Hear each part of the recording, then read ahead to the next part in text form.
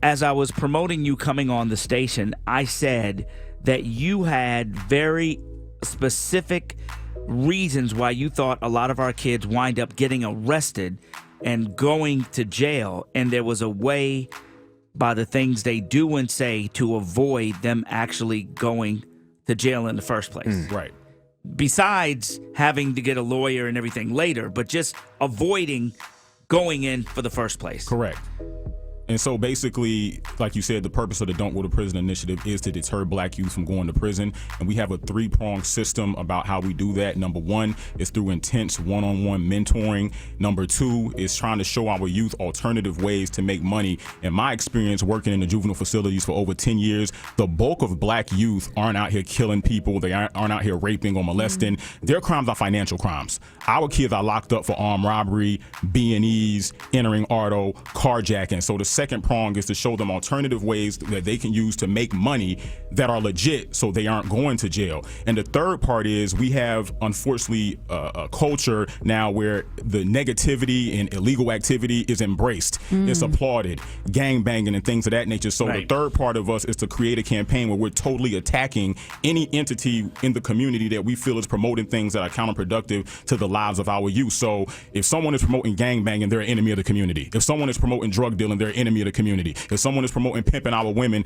they're an enemy of the community. And so that's what we have to change, the paradigm of the mind state of what we embrace and things that we shun. In addition, in regards to certain small things that our youth can do to avoid going to jail or get involved in the criminal system, social media has increased our youth being arrested tenfold. Yeah. If you are on probation, felony probation, you can't have a gun. It's a good idea not to post yourself with a gun on social media. Right. You know, a lot of times police can get a search warrant or probable cause to search your home because you posting pounds of marijuana or $100,000 in cash when you don't have a job. So those are small things that our youth can do to try to avoid getting involved in the criminal justice system. And what about when they are about to be arrested, things that they should not do or say? I want to start with what the parents shouldn't do. Most parents, not because they're bad parents, they just don't know. If your child, son or daughter calls you from jail and says, "Mom, Dad, I'm in jail," the average parent is going to say, "What happened?" That's the last thing you want to do. They're on a recorded line. Wow. They're going to end up incriminating themselves. Just say, "I'm going to have a mouthpiece down there."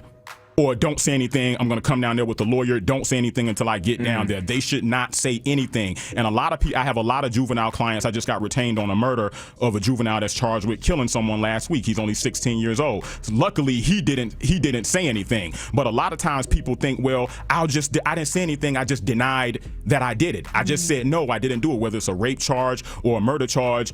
No, don't even deny that you did it. Our best defense may be that you did do it and you were justified.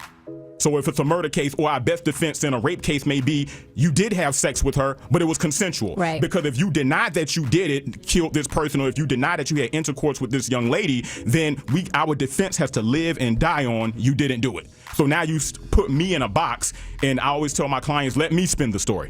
You don't spin the story, let me spin the story. So never speak unless you have a lawyer present with you, I guess is the bottom line. Let the lawyer talk. You don't have to say anything. Even when you're initially arrested, don't say anything. Arrested. Name and ID. That's all you got to give them. I want my lawyer. That's it. I give all my clients my card. If you get contacted by the police and they want to talk to you, here's my card.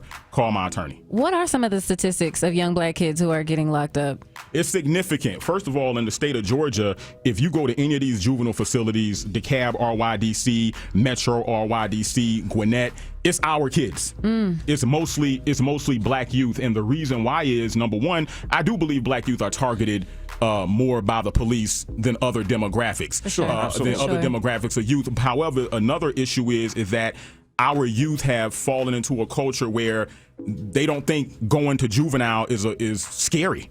They don't think going to juvenile is something that's bad. Why? Because if you go to a lot of these juvenile facilities, they're in there playing video games. You know, they're in there watching TV all day. And even though it's negative when our youth get locked up, you have a great opportunity when a youth is incarcerated because you have a captive audience. You can totally 100% dictate what goes into that youth's mind because they're not influenced by the outside world. So instead of playing video games, you can have them, like when I was working in juvenile facilities, I was in law school giving the juveniles in my mentoring program law school exams. Wow. Like, I would give them law school exams. I would give them the law. I would give them a hypothetical story and say, part A of the question, if you're the defense attorney, how would you defend these charges? If you're the prosecutor, how would you prosecute these charges? Because I think a lot of these juvenile facilities, they underserve our youth. And I say that because you can have a 14-year-old that reads on a college level in the same class as a 14-year-old that can't read. They shouldn't be in the same class in a juvenile facility. That 14-year-old that reads on a college level should be in an advanced class, and that 14-year-old that can't read should be in a remedial class or a class for people that can't read. So I think those are some changes we need to make. How can people reach you? They can reach me at don'tgotoprison.com. The 2 is the number 2. Or they can reach me on Instagram at don'tgotoprison, and the 2 is the number 2. And they can just go to the contact page on the website. And myself and Block, with our campaign, what we're actually trying to do is get the word out to as many people as possible, not just youth, but also adults. There's certain things that parents can do. Will you bring what you have to groups of people? If there's somebody listening now that has an after-school program or a youth program, will you go talk to their group? Yes, definitely. All right, Mohammed Fantastic. Luwemba, Amazing work, brother. Thank you. Don'tgotoprison.com. The number 2, don'tgotoprison.com. Thank you for joining us. I appreciate it. Thank you. All right, it's the Morning Culture on V103.